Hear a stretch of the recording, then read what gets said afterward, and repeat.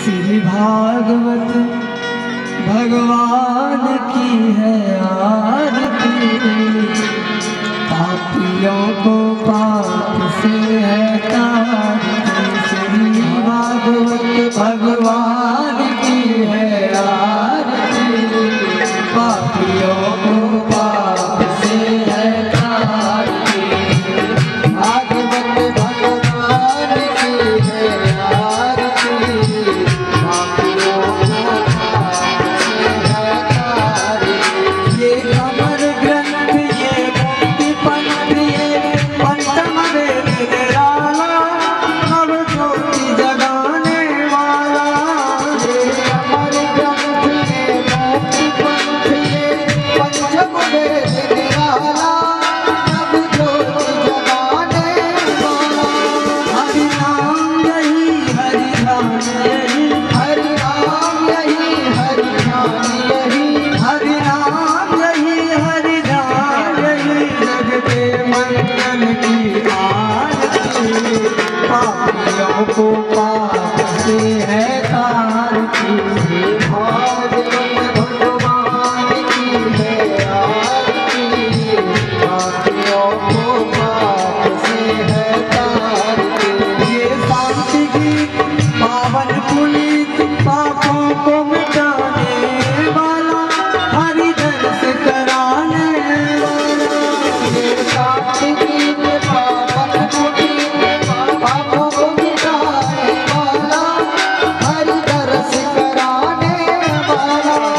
ये सुख करनी ये दुख हरनी, ये सुख करनी ये दुख हरनी, ये सुख करनी ये दुख हरनी। श्री मधुसूदन की आरती, पापियों को पाप से है तारती। श्री भागवत भगवान की है आरती, पापियों को पाप से है तारती। ये मधुर मधुर, ये मधुर मधुर, ये मधुर बोल, जग पंथ खोल, सन्मार्ग बताने वाला, बिगड़ी को बनाने वाला। ये मधुर बोल, सत पंथ खोल, सन्मार्ग बताने वाला, बिगड़ी को बनाने वाला। श्री राम यही घनश्याम यही, श्री राम यही घनश्याम यही, श्री राम यही घनश्याम यही। प्रभु की महिमा की आरती, पापियों को पाप से है तारती। श्री भागवत भगवान की है आरती, पापियों को पाप से है तारती। श्री भागवत भगवान की है आरती, करो आरती, करो आरती, पापियों को पाप से है तारती। श्री भागवत भगवान की है आरती, पापियों को पाप से है तारती। जलेन शीतलीकरणं पुष्पैर्देवादिवन्दनम् आरारतिक्यं श्रीबालकृष्ण चरणार्पणमस्तु। मंत्रपुष्पाञ्जलिः। हरिः ओं। यज्ञेन जलमयजन्त देवास्तानि धर्माणि प्रथमान्यासन्ना, तेनाकं महिमानः सजन्त यत्र पूर्वे साध्याः सन्ति देवाः। हरिः ओं। एकदन्ताय विद्महे वक्रतुण्डाय धीमहि, तन्नो दन्ते प्रचोदयात्। तत्पुरुषाय विद्महे महादेवाय धीमहि, तन्नो श्रीरुद्रा प्रचोदयात्। नन्दनन्दनाय विद्महे यशोदानन्दनाय च धीमहि, तन्नो श्रीकृष्णः प्रचोदयात्। वृषभानुजायै च विद्महे कृष्णप्रियायै च धीमहि, तन्नो श्रीराधा प्रचोदयात्।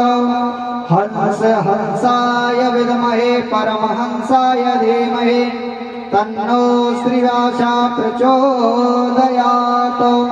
नानासुगन्धपुष्पाणि यथा कालोद्भवानि च पुष्पाञ्जलिर्मया दत्तो ग्रहाणां परमेश्वरः प्राणपुरुषोत्तमाय नमः मंत्रपुष्पाञ्जलिं समर्पयामि। बोलो भागवत भगवान की जय। भक्त वांछात कल्पतरु भवाब्धिपूतम श्री वृज्जन वंदन वृंदावन चंदन यशोदा नंदन भगवान श्री बालकृष्ण लाल की वांग में प्रतिस्वरूपा श्रीमद् भागवत महापुराण को प्रणाम करते हुए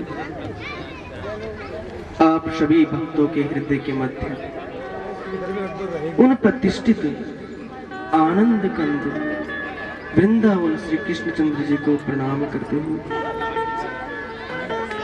भगवान की भूता स्वरूपा आह्लादनी शक्ति नित्य निकुंजेश्वरी श्री विश्वान दुलारी राधा रानी जी को प्रणाम करते हुए रघुकुल कमल दिवाकर सूर्य शिरोमणि राजा रामचंद्र जी को प्रणाम करते हुए और असंख्य प्राणों के आराध्य परम पूज्य श्री केशरी नंदन हनुमान जी को प्रणाम करते हुए आइए हम चतुर्दिवस में प्रवेश करते हैं। कल आपने बड़ी सुंदर भगवान की कथा श्रवण करी जिसमें अपने भक्त प्रहलाद की रक्षा के लिए भगवान एक खंबे से निकले और आज तो हमारे बीच में आनंद आने वाले हैं। नंद घर आनंद में तो आज से तो आनंद ही आनंद है।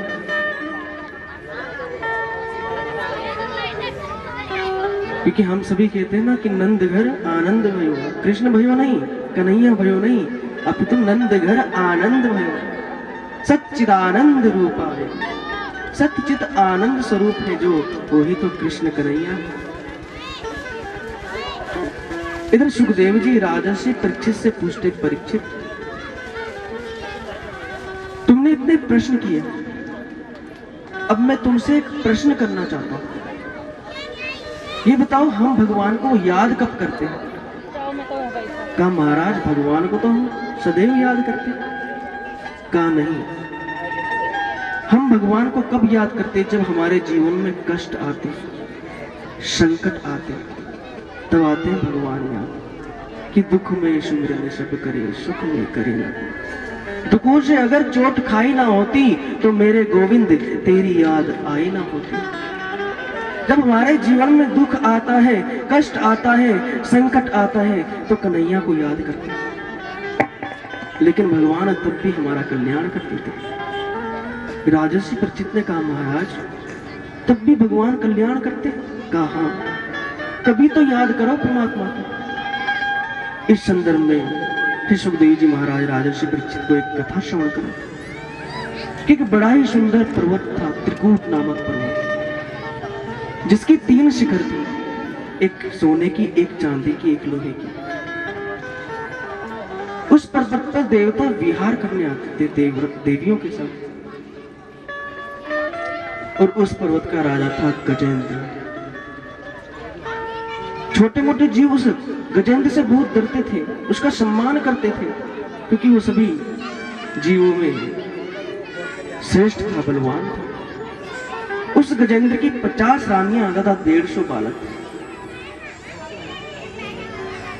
आज गजेंद्र अपनी रानियों के साथ पर्वत पर भ्रमण कर रहा था। छोटे छोटे जीव प्रणाम करते हैं। गजेंद्र कहता है मेरे राज्य में तुम कुशल तो हो ना? जीवों ने कहा महाराज आपके राज्य में कैसा दर, हम कुशलता से हैं। महाराज गजेंद्र जाने लगा। अब जैसे ही जाने लगा तो पास में देखा एक सरोवर था, ऋतुमान सरोवर। और गजेंद्र को तो जल क्रीड़ा बड़ी ही प्रिय लगती है। तो गजेंद्र ने अपनी पत्नियों से कहा क्यों ना देवी हम जल क्रीड़ा करें। अब जैसे ही गजेंद्र जल में गया और स्नान करने लगा, शूंड में जल भर के अपनी देवियों में डालता, अपने पुत्रों में डालता है। उसी जल में था एक ग्राह। जब पानी गंदा होने लगा तो ग्रह ने सोचा जरूर इसमें कोई ना कोई जीव है। गजेंद्र स्नान में मस्त था, उसको पता नहीं चला कि इसके अंदर क्या है। इधर ग्रह ने गजेंद्र के चरणों को पकड़ लिया। गजेंद्र ने पहले सोचा छोटा मोटा जीव होगा, छोड़ देगा, जब पता चलेगा मैंने राजा को पकड़ा। अब महाराज गजेंद्र तो मस्त था नाले में, पता चला ही नहीं। लेकिन जब उस जल को लाल देख लिया रक्त से, अब गजेंद्र घबराने लगे। ग्रह जल के भीतर खींचने लगा गजेंद्र को। गजेंद्र ने अपनी पत्नियों से कहा, देवियों मेरी रक्षा करो, देवियों मेरी रक्षा करो। देवियों ने सूंड से सूंड मिलाई और खींचने लगे, लेकिन गजेंद्र को बाहर नहीं निकाल पाए। देवियों ने अपने पुत्रों से कहा, बेटा तुम करो। पुत्रों ने भी बहुत प्रयास किया, लेकिन पुत्र भी नहीं निकाल पाए, क्योंकि ग्रह तो जलचर है, जल का जीव है। इधर पुत्रों ने कहा, पिताजी आप तो जल में ही रहोगे, हमको और भी जीना है, आप यहीं रहिए। पुत्र छोड़ के चले गए, पत्नियां छोड़ के चले गई। जब कोई साथ नहीं था, कोई पास नहीं था, अभिमान था अपने बल का, लेकिन आज उसका अभिमान भी चूर हो गया। तो अंत में उसको कोई याद नहीं आया, भगवान याद आया। जब गजेंद्र को भीतर खींचने लगा ग्रह, तो गजेंद्र ने सोचा अब मैं तो बचूंगा नहीं, तो परमात्मा को याद कर लिया। भगवान की बड़ी सुंदर स्तुति गजेंद्र ने की। आइए हम भी उस स्तुति को श्रवण करते हैं। श्री राम श्री राम। तब से मन में कछु ऐसी बसी है कि तेरो कहा के जाऊं कहाँ, अब तेरे ही नाम की फेंट कसी है।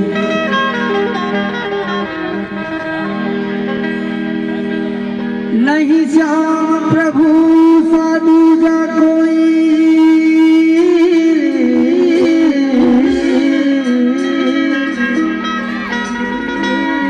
कहा श्याम प्रभु सो को जैसी है।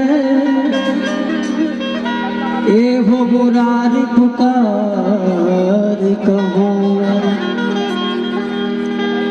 मेरी हंसी नहीं तेरी हंसी है। हे गोविंद हे गोपाल, हे गोविंद हे गोपाल, अब तुझी बलिहार। हे गोविंद हे गोपाल, हे गोविंद हे गोपाल, अब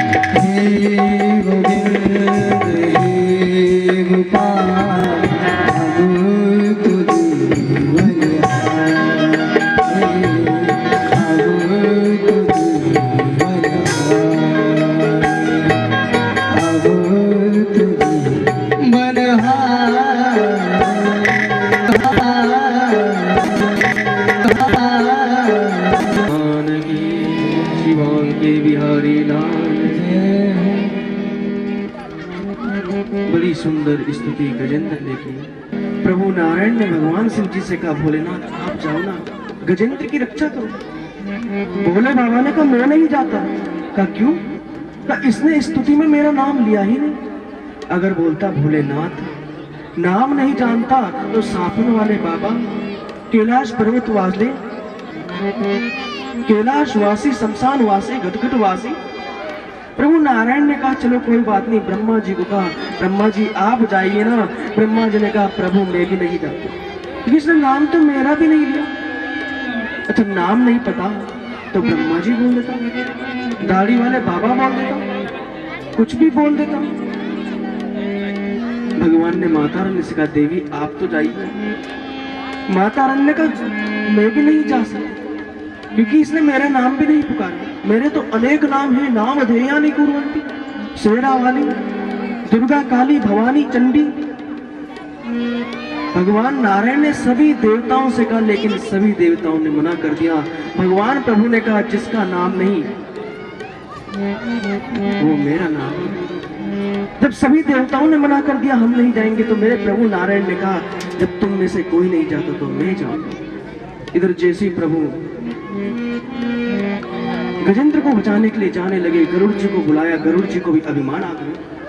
गरुड़ जी ने कहा प्रभु मेरे बिना आप कुछ काम करते नहीं। भगवान ने कहा गजेंद्र को तो बाद में मारूंगा, पहले इसके अभिमान को मारना पड़ेगा।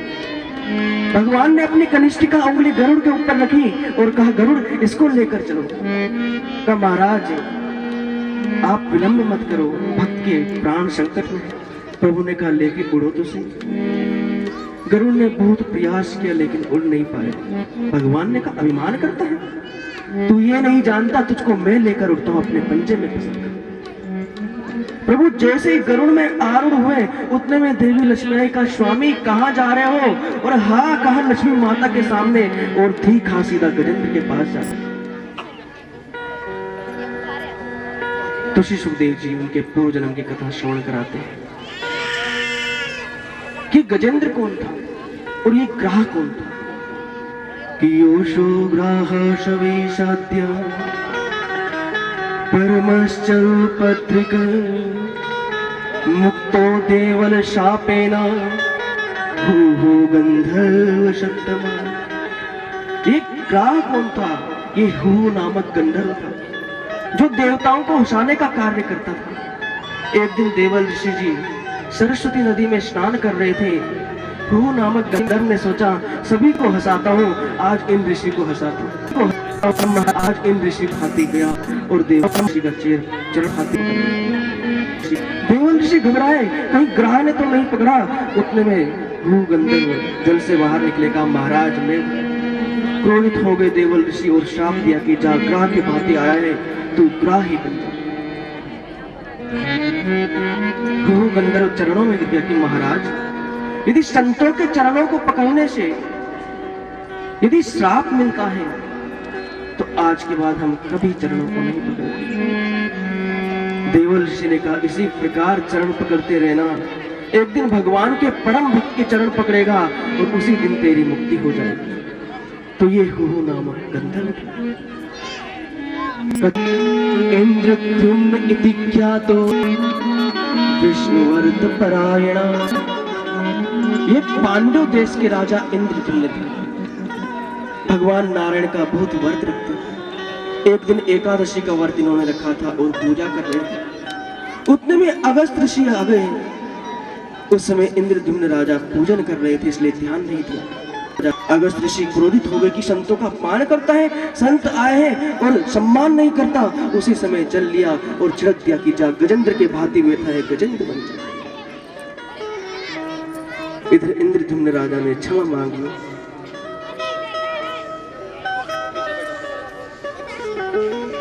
तो अगस्त ऋषि ने कहा जाओ तुम्हारा भगवान नारायण उद्धार करेगा। तो आज भगवान ने दोनों का उद्धार कर दिया। सुखदेव जी राजर्षि परीक्षित से कहते परीक्षित हम जीवन में कितना पाप करते हैं। भगवान की पूजा ना करना ये भी एक पाप है। और मंदिर में जाके भगवान को पुष्प माला चढ़ाना और जब पंडित जी उस पुष्प को वापस कर दे हमको दे दे उस पुष्प को सूंघ लेना और उसको तुलसी के पौधे में या पीपल के पौधे में रख देना। यदि वो चरणों में आ गया तो सबसे बड़ा अपराध होगी। ऐसी कथाएं गाती है। दुर्वासा ऋषि जी भगवान के वैकुंठ धाम को गए। प्रभु नारायण ने जैसे ही दुर्वासा ऋषि को देखा, अपने गले से माला निकाली, सो दुर्वासा ऋषि के गले में डाली। दुर्वासा ऋषि प्रसन्न हुए कि जो जगत के स्वामी हैं, उन्होंने मेरे गले में माला डाली। अब जैसे दुर्वासा ऋषि बाहर निकले, उतने में देवराज इंद्र आ रहे थे। देवराज इंद्र ने दुर्वासा ऋषि को देखा, प्रणाम किया। दुर्वासा ऋषि प्रसन्न हुए कि जो इंद्र है देवताओं का राजा, वो मुझे प्रणाम कर रहा है। तो प्रभु की नारायण की माला निकाली, सो इंद्र को पहना दी। अब इंद्र ने वो माला अपने गजेंद्र को पहना दी और गजेंद्र ने अपनी सूंड से निकाली और चारों ओर घुमाई और जमीन में पकड़कर चरणों को रखकर चलाई। जैसे दुर्वासा ऋषि ने देखा, मैं देखो तो सही इंद्र लगता कैसा है, उतने में वो माला तो हाथी के चरणों के नीचे। दुर्वासा ऋषि क्रोधित हुए कि जा इंद्र, तुझे अपने लक्ष्मी का इतना अभिमान है ना, तू श्रीहीन हो जा। इधर जैसे ही दैत्यराज बलि को पता चला, महाराज स्वर्ग में चढ़ाई करते, इंद्रासन छीन लिया। अब जैसे इंद्रासन छीना, सभी देवता दौड़े दौड़े अपनी माता आदिति के पास गए, प्रभु नारायण के पास गए कि प्रभु हमारी रक्षा करो। भगवान ने कहा, इसमें भैया मैं कुछ कर नहीं सकता, क्योंकि तुमने संतों का अपमान किया है, संतों का अपराध किया है। कहा महाराज तो हम क्या करें? कहा जो तुम्हारी लक्ष्मी है ना श्री, कि अरियो अपि संदेया सती कार्यार्थ गौरवे अहिमूषक वत्तेवा हृदस्य पदवीं गते। अरियो अपि, सांप चूहे की मित्रता। जैसे सांप एक किनारे में बंद है, अब चूहा उसके ऊपर कूद रहा है, खेल रहा है। अब सांप ने सोचा भैया कैसे बाहर निकलूं। अब सांप ने कहा, मामा जी थोड़ी रक्षा कर दीजिए हमारी। चूहे ने कहा, नहीं मैं रक्षा नहीं करूंगा। कहा इस जाली को काट दीजिए, देखो महाराज बहुत कष्ट होता है। चूहे ने कहा, नहीं काटूंगा, सबसे पहले तुम मुझे खाएगा। कहा मामा जी कैसी बात करते हो, आपका मुख भी ऐसा ही, मेरा मुख भी ऐसा ही, आपकी पूंछ भी मेरी पूंछ भी। और वैसे भी अब मैंने भगवान नारायण का व्रत रखना प्रारंभ कर दिया है, इसलिए मैं अब चूहों को नहीं खाता। अब महाराज चूहा विश्वास में आ गया। चूहे ने जैसे पिंडारा काटा और भाग गया। सांप बाहर निकला, का मामा जी बहुत धन्यवाद, आओ गले तो मिल लो। और जैसे ही चूहा गले मिलने आया और सांप ने निगल लिया। ऐसी मित्रता रखो देवताओं के साथ। इधर देवराज इंद्र दैत्यराज बलि के पास गए और संधि कर ली मित्रता का। समुद्र मंथन करेंगे, उसमें से अमृत निकलेगा, उसको हम दोनों भाई पी लेंगे और हम अमर हो जाएंगे। क्या हुआ तुम देखते हो, वो तो हमारे भाई कश्यप नंदन हुआ। अब महाराज तैयार तो हो गए, लेकिन समुद्र मंथन के लिए मंदराचल पर्वत चाहिए, वो कौन लेके आएगा? देवताओं दैत्यों ने बहुत प्रयास किया, लेकिन लेकर नहीं आ पाए। भगवान नारायण ने अपने गरुड़ को आदेश दिया, गरुड़ देव ने उसको क्षीर सागर में डाल दिया। वासुकी नाग को मथनी बनाई। अब पर्वत अंदर की ओर धंसने लगा तो भगवान ने कश्यप अवतार लिया। बोली कश्यप भगवान, अपने पीठ पर मंदराचल पर्वत को धारण किया भगवान। अब देवताओं ने कहा, देखो भैया हम मुख की ओर लगेंगे और आप पूंछ की ओर लगेंगे। दैत्यों ने कहा, हम पूंछ की ओर क्यों लगे, हम अशुद्ध भाग क्यों पकड़े? भैया हम तो मुख की ओर लगेंगे। देवताओं ने कहा, ठीक है भैया लग जाओ। अब महाराज जैसे ही मंथन प्रारंभ हुआ तो वासुकी नाग ने सबसे पहले जहर उगला, जिसमें दैत्य मूर्छित होकर जमीन पर गिर पड़े। इधर भगवान ने मृत संजीवनी विद्या के द्वारा उनको पुनः जीवित किया। सोच के आए थे कि अमृत निकलेगा, अमृत तो निकला नहीं महाराज, सबसे पहले विष निकला। अब जैसे ही विष निकला हाहाकार मच गई, त्राहिमाम रक्षा करो। प्रभु नारायण ने कहा, भैया मार्ग तो हमने बता दिया, लेकिन विष पान हम नहीं कर सकते, इसके लिए तो भगवान भोलेनाथ के पास जाए। अब जैसे ही भोलेनाथ के पास गए, भगवान की स्तुति की। भगवान ने माता पार्वती से पूछा कि देवी क्या करूं? माता पार्वती ने कहा जिसमें संसार का हित हो महाराज आप वही कीजिए। भगवान ने तथा करतली कृत्या व्यापी हाला हलम विषम करतली बनाई हाथों की और मुख खोला और कंठ बंद कर दिया और मुख कंठ में पूरे विश्व को रोक लिया। सो भगवान का नाम एक नीलकंठ पड़ा। बोलिए नीलकंठ भगवान की।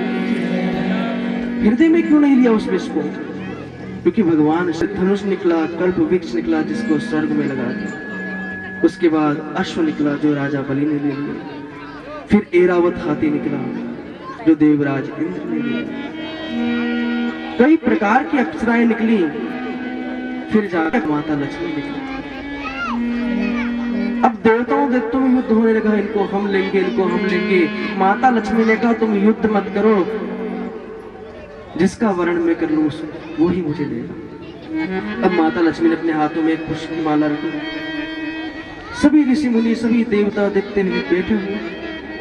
देवराज इंद्र की ओर देखा माता लक्ष्मी ने, अरे जो अपनी रक्षा खुद नहीं कर सकता वो मेरी रक्षा क्या करेगा। दुर्वासा ऋषि के पास गई, अरे भैया ये तो बातों बातों में श्राप देते हैं, इनसे ब्याह नहीं कर। शिव जी के पास गए, वरुण देव के पास गए, दैत्यों के पास गए।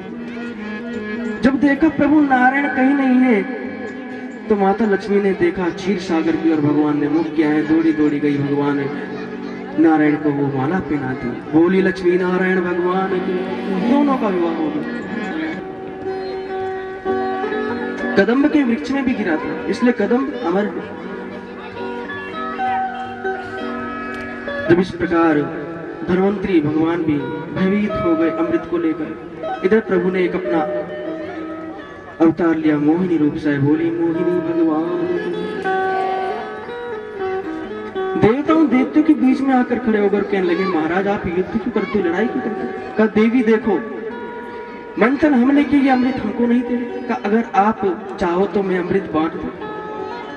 दैत्य ने कहा हाँ ठीक है आप ही अमृत बांट। लेकिन भगवान ने कहा देखो स्त्रियों में विश्वास नहीं करना चाहिए। स्त्रीषु नर्म विवाह च। स्त्रियों वो मैं देवताओं को पिला रही हूँ, जो गाढ़ा गाढ़ा बचेगा वो आप सभी के लिए, चिंता मत करो। अब देखते तो मंद बुद्धि के। कहा ठीक है देवी तुम सही कह रही। अब जैसे ही देवताओं को अमृत पिलाने लगी, उन्हीं दैत्यों के बीच में था एक सुरभानु नामक दैत्य। वो समझ गए ये कोई छलिया है, जो सूर्य चंद्रमा के बीच में जाकर बैठ गए। इधर भगवान ने पंक्ति भेद नहीं की, सभी को अमृत पिला दिया। अब जैसे सुरभानु नामक दैत्य को अमृत पिलाया भगवान ने, उतने में सूर्य चंद्रमा कहने लगे कि प्रभु ये कोई देवता नहीं, ये तो दैत्य है। उसी समय भगवान क्रोधित हुए, मोहिनी रूप से भगवान नारायण रूप में आ गए, अपना सुदर्शन चक्र निकाला और उस सुरभानु नामक दैत्य को का सर धड़ से अलग कर दिया। तो कहते हैं उस अमृत का पान करने के बाद सुरभानु नामक दैत्य के गले से उल्टी हुई। जो संत कहते हैं ना कि प्याज लहसुन नहीं खाना चाहिए, वो उसी उल्टी में निकला। ये थोड़ा थोड़ा और ब्रह्मा जी ने देवताओं की उपाधि दे दी, उसको एक को राहु बना दिया, एक को केतु बना दिया। जगह कम है। और इधर देवताओं देखते हुए संग्राम हुआ, देवासुर संग्राम, जिसमें देवताओं ने अमृत पान कर रखा था। सो देवताओं को विजय प्राप्त हुई। मृत संजीवनी विद्या से दैत्य गुरु शुक्राचार्य जी ने सभी दैत्यों को जीवित कर दिया। अब जैसे ही जीवित किया राजा का बहुत रोने लगा कि गुरुदेव हमसे इंद्रासन चला क्या है। गुरुदेव ने कहा तो क्या हो गया? कहा हम क्या करें, हमको इंद्रासन कैसे प्राप्त हो? तो दैत्य गुरु शुक्राचार्य जी कहते हैं कि संतों की सेवा, गो की सेवा, ब्राह्मणों की सेवा, क्योंकि देवा दीनम जगत सर्वै मंत्रा दीनम च देवता ते मंत्र ब्रह्मणा दीनम तत्सर्वा ब्राह्मण देवता। तू ब्राह्मण का पूजन कर, क्योंकि ब्राह्मणों के अधीन तो देवता है। ब्राह्मणोस्य मुखमाश्य द्वाहो राजन। ब्राह्मणों के मुख में साक्षात नारायण प्रभु वास करते। इधर बलि ने ब्राह्मणों की सेवा की, संतों की सेवा की। इधर सभी ऋषि मुनि प्रसन्न हुए और आशीर्वाद दिया कि जाओ बेटा विजय प्राप्त हो। प्रहलाद जी ने राजा बलि को सुंदर माला पहनाई उस यज्ञ में से एक अश्व निकला, विजितश्व, जिसमें शस्त्र अस्त्र संपूर्ण प्रकार की युद्ध की सामग्री थी। इधर दैत्यवर राज बलि ने स्वर्ग में चढ़ाई कर दी और देवताओं से स्वर्ग को छीन लिया। सभी देवता अपनी माता के पास गए। माता ने कहा, बेटा मैं क्या करूं? प्रभु नारायण के पास गए। प्रभु नारायण ने कहा, भैया अब तो हम भी कुछ नहीं कर सकते, क्योंकि बलि ने ब्राह्मणों को प्रसन्न कर लिया है और ब्राह्मणों के आदिम तो हम हैं, तो हम क्या कर सकते? हम कुछ भी नहीं कर सकते। अब देवता माता अदिति के पास गए और कहने लगे, भैया क्या करें? आज माता अदिति एकांत में बैठी थी, चिंतातुर थी। भाव है, कितने सुंदर लगते हैं भगवान मानो।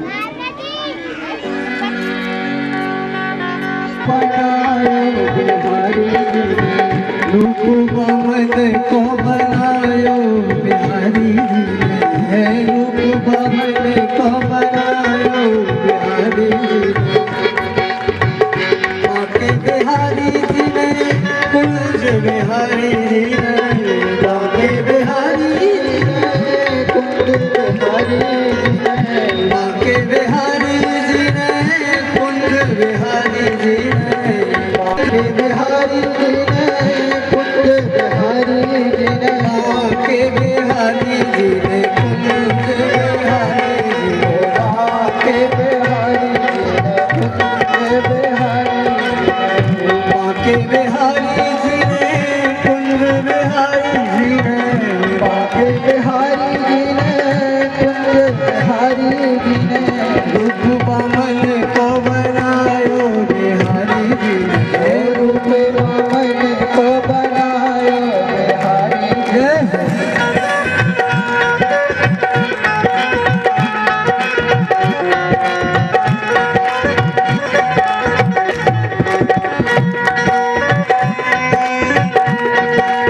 कमंडल सोहे,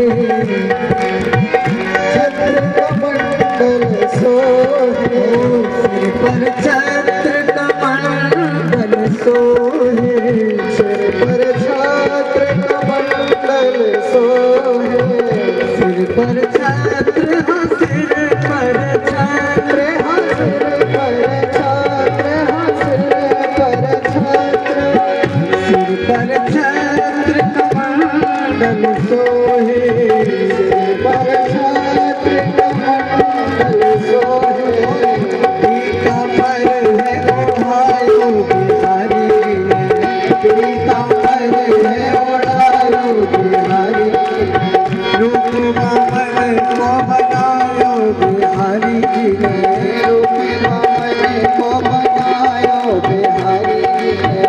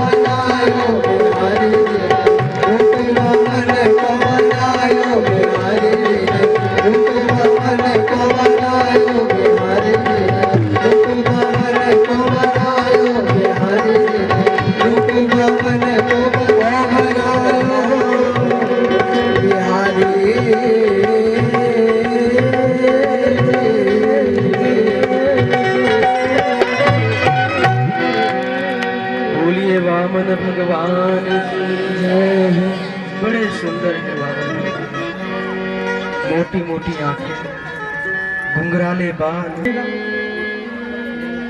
का यहाँ से सीधा जाओ सरस्वती नदी के उस पार राजा बलि तपस्या करने, उनसे त्रिलोक मांग के आओ। अब वामन भगवान तो छोटे से, अब महाराज सीधे चलते जा रहे हैं। हाथों में छतरी है, एक हाथ में छतरी, एक हाथों में कमंड। पार कर देना, उसके अलावा मुझे कुछ नहीं चाहिए। इधर वामन भगवान ने कहा ठीक है। अब जाने लगे वामन भगवान। अब राजा बलि के द्वार में द्वारपाल खड़े थे, दोनों आपस में वार्तालाप करने। एक कह रहा है कि साक्षात भगवान सूर्य आ रहे हैं और एक कह रहा है साक्षात चंद्रमा आ रहे हैं। भैया आ कौन रहे हैं? दौड़े दौड़े राजा बलि के पास।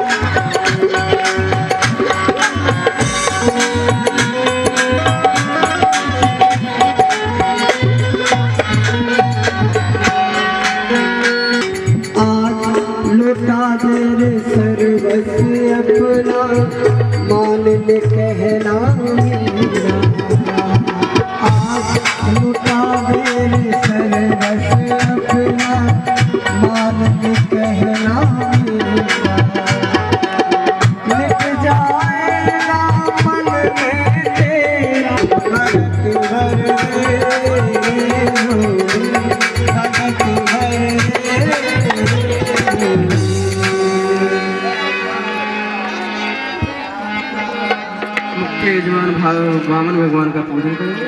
श्री राधे श्री राधे श्री राधे। छोटे से वामन भगवान, उनका श्रृंगार देख के सभी भक्तों का मन मोह लिया उन्होंने।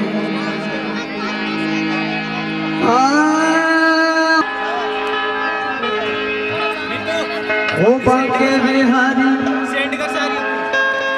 बांके बिहारी तेरे लाल में मैं तला नहीं आखियाँ। बांके बिहारी तेरे लाल में मैं तला नहीं आखियाँ। बांके बिहारी तेरे लाल में मैं तला नहीं आखियाँ। बांके बिहारी तेरे लाल में मैं तला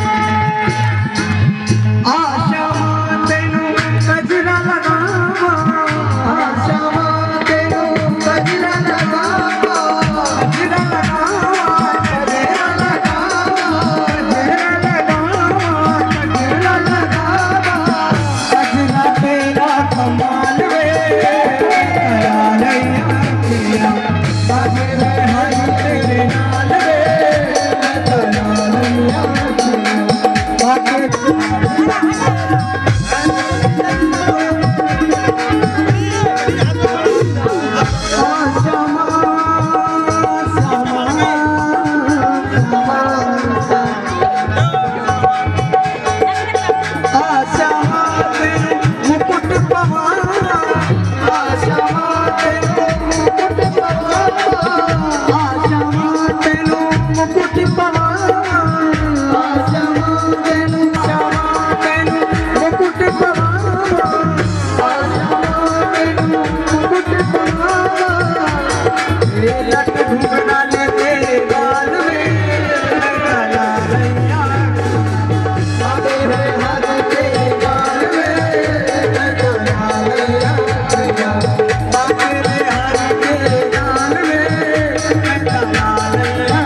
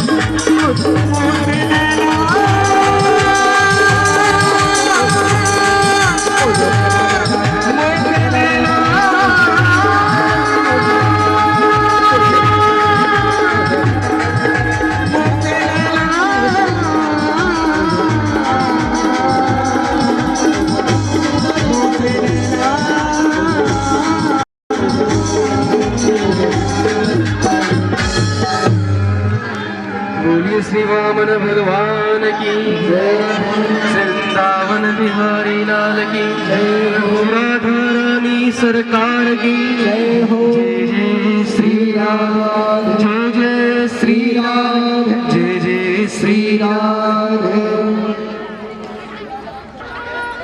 गुरु शुक्राचार्य ने कहा, राजन बलि देख नहीं रहे, इस समय इनका जाप चल रहा है, पूजा कर रहे हैं।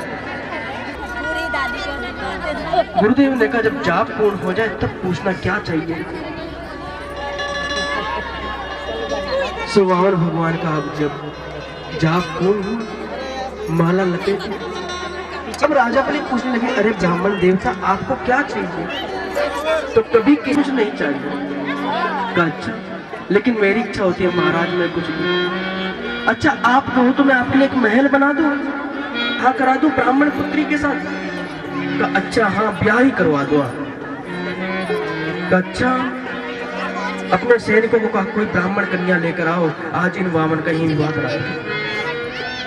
वामन भगवान ने कहा राजन रुक तो जाओ, थोड़ा सब्र करो भी। कहा अच्छा बोलो क्या हुआ। कहा जब हम ब्याह करेंगे तो हमारे लिए रहने की व्यवस्था तो होनी चाहिए। कहा महाराज चिंता मत कीजिए, आपके लिए सुंदर महल बनवा देंगे, संतान भी होगी। कहा हाँ संतान तो होगी। कहा यदि उसमें एक दो चल बसे तो फिर रोना भी पड़ेगा। कहा हाँ महाराज रोना तो पड़ेगा, जब संतान जाएगी तो रोना तो पड़ेगा। कहा जिस कार्य राजन मुझे कुछ भी नहीं चाहिए। कहा प्रभु मेरी इच्छा होती सम्मितानिम पदाम मम पदानि त्रीणि देतेन्द्र, हे दैत्यराज बलि मुझे 3 पग भूमि दे दो, लेकिन वो पदम मेरे पैरों की होनी चाहिए। कहा महाराज आप ठहरे वामन के वामन, आप छोटे से ब्राह्मण, आसन के लिए भी जगह नहीं होगी। कहा महाराज हम संतुष्ट ब्राह्मण हैं, हम संतुष्ट ब्राह्मण हैं, हम 3 पग भूमि से ही प्रसन्न हैं। जैसे कि एक ब्राह्मण थे, भगवान का बहुत पूजन करते थे, पूरे राज्य में उनकी चर्चा थी कि संतुष्ट ब्राह्मण है, संतुष्ट ब्राह्मण है। तो राजा ने आज उनकी परीक्षा के लिए उनको बुलाया, अपने घर में पूजन कराया। महाराज जैसे पूजन किया ब्राह्मण ने तो राजा ने उनको केवल मात्र 2 रुपए दिए। कहा महाराज अब आप जाइए, ये दक्षिणा समझ लो। अब ब्राह्मण उसमें भी प्रसन्न है, जाने लगे। तो तुमने में क्या हुआ, एक बिल्ली को मार रहा था व्यक्ति। ब्राह्मण ने कहा भैया आप इन बिल्लियों को क्यों मार रहे हो। बिल्ली ने कहा महाराज ठीक है ले लीजिए जहां से आपको भूमि चाहिए। तो वामन भगवान कहने लगे राजन पहले संकल्प तो करो, 3 पग भूमि का आप संकल्प तो कीजिए। राजा ने कहा महाराज 3 पग भूमि के लिए क्या संकल्प करना है, जहां से आपको लेनी है ले लीजिए। वामन भगवान कहने लगे बिना संकल्प के मैं कुछ लेता नहीं। इधर दैत्य गुरु शुक्राचार्य ने सोचा कितना छोटा सा ब्राह्मण और संकल्प की बात करता है। राजा बलि को एकांत में बुलाया और कहने लगा राजन तुम संकल्प बिल्कुल मत लेना। राजा बलि ने कहा गुरुदेव आप मुझे दान करने से मना करते हो। कर राज शुक्राचार्य की एकांत भूल गई। इधर दैत्य गुरु शुक्राचार्य जी ने श्राप दे दिया कि जाओ तुम श्रीहीन हो जाओ। इतने में राजा बलि की पुत्री रत्नमाला पूतना बन के आई। इधर भगवान ने जैसे ही संकल्प लिया राजा बलि से, तुरंत भगवान ने अपना रूप का विस्तार माना। नख के बराबर राजा बलि, एक पग में अतल वितल सुतल तलातल महातल रसातल पाताल सभी लोगों को, दूसरे में भू भू स्व स्मः जन तप सत्यम सत्य लोक तप को नापा। यहाँ तक कि ब्रह्मांड का छोटा सा एक छेद कर दिया जिससे गंगा की धारा प्रवाहित होने लगी। ब्रह्मा जी ने चरण पादुका का जल लिया। महाराज अभी तो आपने केवल धन को नापा है, अभी तो धनवान शेष है, इसलिए तीसरा पग आप मेरे सर के ऊपर रख। भगवान प्रेम में डूब गए। जैसे राजा बलि को देखा भगवान के नेत्रों से अश्रुपात होने लगा। भगवान 3 जगह चुप हुए, बलि बाली और काली। बाली के सामने भी कुछ नहीं बोल पाए और कालिया नाग के ऊपर जब नाच रहे थे तो कालिया नाग ने भी प्रश्न किया, तब भी भगवान कुछ बोल नहीं पाए। तुरंत गरुड़ पास से राजा बलि को मुक्त किया। भगवान वामन ने कहा राजन मुझसे कुछ मांगो। कहा प्रभु मुझे कुछ नहीं चाहिए।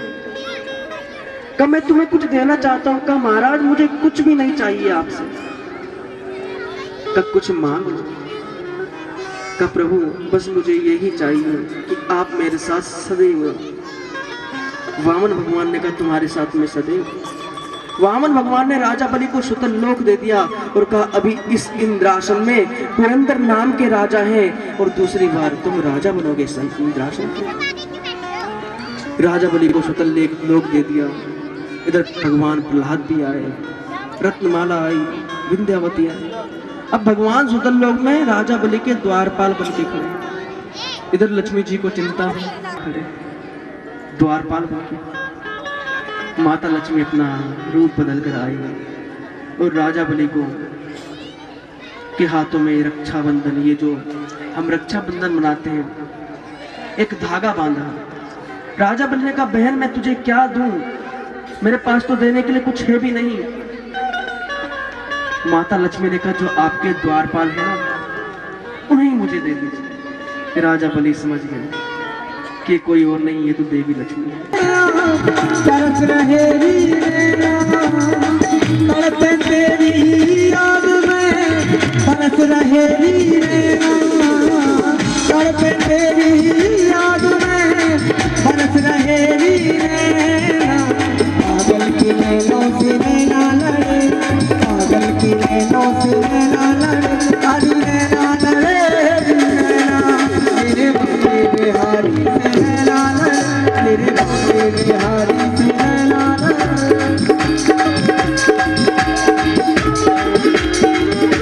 बाबे बिहारी लाल की जय हो।